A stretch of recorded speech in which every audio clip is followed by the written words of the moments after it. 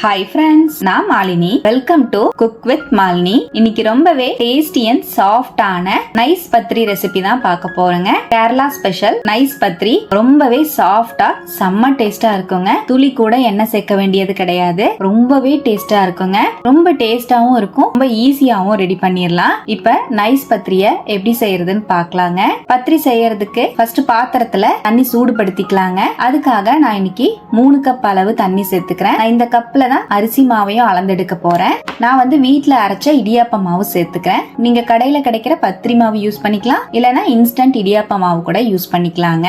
இப்ப 3 கப் அளவு தண்ணிய சேர்த்துட்டேன். 1 டீஸ்பூன் உப்பு சேர்த்துக்கலாம். 1 டீஸ்பூன் ஆயில் ஆட் பண்ணிக்கலாம். தேங்காய் எண்ணெய் சேர்த்தீங்கன்னா ரொம்பவே வாசமா இருக்கும். இப்ப இதை அப்படியே அடுப்புல வச்சு தண்ணியை நல்லா சூடுபடுத்திக்கலாங்க.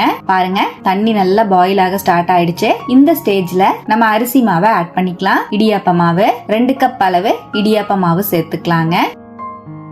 1 கப் மாவுக்கு 1.5 கப் அளவுக்கு தண்ணி சேர்க்கணும். மெஷர்மெண்ட்ஸை கரெக்டா ஃபாலோ பண்ணீங்கன்னா பத்ரி நல்லா சாஃப்டா கிடைக்கும். இப்ப நல்லா மிக்ஸ் பண்ணிக்கலாம். மாவு சேர்த்துட்டு ஸ்டவ்வை லோ ஃப்ளேம்ல வச்சுக்கோங்க. நல்லா மிக்ஸ் பண்ணிக்கலாம். பாருங்க, இப்ப மாவை நல்லா மிக்ஸ் பண்ணிட்டேன். இந்த அளவு நல்லா மிக்ஸ் பண்ணிட்டு இதை அப்படியே மூடி வச்சிடலாம். ரூம் டெம்பரேச்சர் வந்ததுக்கு அப்புறமா நம்ம பிசைஞ்சு எடுத்துக்கலாங்க. பாருங்க, மாவு நல்லா ரூம் டெம்பரேச்சர் வந்துச்சு. இப்ப நம்ம பிசைஞ்சுக்கலாம். கையில நல்லா தண்ணியை இந்த மாதிரி நினைச்சிட்டு மாவை பிசைஞ்சிங்கன்னா உங்களுக்கு ரொம்பவே ஈஸியா இருக்கும். நம்ம நார்மலா சப்பாத்திக்கு மாவு பிசைற மாதிரி பிசைஞ்சுக்கலாங்க.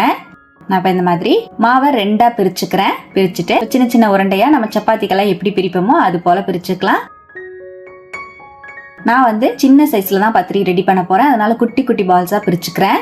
மாவை இந்த மாதிரி உருட்டி எடுத்துக்கிறேன்.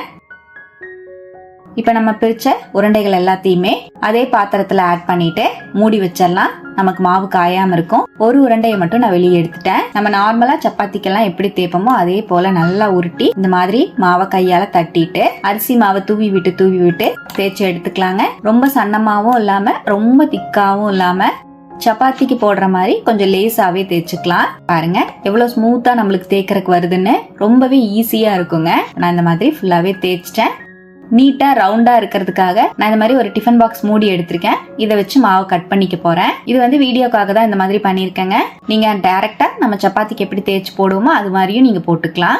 நான் கரெக்டா ஒரு ரவுண்ட் ஷேப்காக தான் மூடி வச்சு கட் பண்ணி எடுத்திருக்கேன். பாருங்க, இந்த மாதிரி நான் கட் பண்ணி எடுத்துட்டேன். திக்னஸ் பார்த்தாலே தெரியும். இந்த மாதிரி தேய்ச்சிக்கோங்க.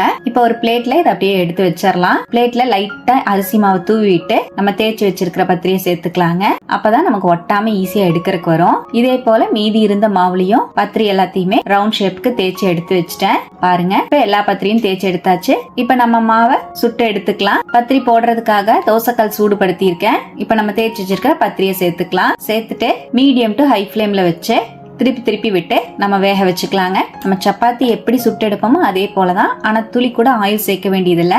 ஆயில் சேர்க்கலனாலும் நமக்கு செம்ம சாஃப்டா கிடைக்குங்க. பாருங்க, 2 சைடுமே நல்லா திருப்பி போடுறேன். நல்லா புஷ்ஷுன்னு உப்பி வரும். இப்ப நான் வெளியே எடுத்துறேன். இதே போல இன்னொரு பத்திரியும் போட்டு எடுத்துக்கலாம். அவ்வளவுதான், பத்திரி சுட்டு எடுத்தாச்சு. இப்ப நான் எல்லா பத்திரியுமே சுட்டு வெளியே எடுத்துட்டேங்க. பாருங்க, செம்ம சாஃப்டா இருக்குங்க. நான் இன்னைக்கு பத்திரிக்கு முட்டை கறி வச்சு சர்வ் பண்ணிருந்தேங்க. அவ்வளோ அல்டிமேட்டா இருந்தது. சிக்கன் கறி, நான்வெஜ் கிரேவிஸ் எல்லாம் வச்சீங்கன்னா ரொம்பவே டேஸ்ட் சூப்பரா இருக்குங்க. பாருங்க, பத்திரி எவ்வளவு சாஃப்டா இருக்குன்னு. அப்படியே பேப்பர் மாதிரி இருக்கும். ரொம்பவே சாஃப்டாவும் நல்ல டேஸ்டாவும் இருக்கும். ரொம்ப ஈஸி தாங்க செய்யறது. கண்டிப்பா இது போல நீங்களும் செம்ம டேஸ்டியான இந்த பத்திரியை ட்ரை பண்ணி பாருங்க. ட்ரை பண்ணி பார்த்துட்டு எப்படி வந்ததுன்னு கமெண்ட்ல கூட மறக்காம ஷேர் பண்ணுங்க. நம்ம சேனலுக்கு இப்பதான் ஃபர்ஸ்ட் டைமா வந்திருக்கீங்கன்னா சப்ஸ்கிரைப் பண்ணி பக்கத்துல இருக்கிற பெல் ஐகானையும் பிரஸ் பண்ணுங்க. லைக் பண்ணுங்க. ஃப்ரெண்ட்ஸ் அண்ட் ஃபேமிலியோட ஷேர் பண்ண மறக்காதீங்க ஃப்ரெண்ட்ஸ். தேங்க்யூ.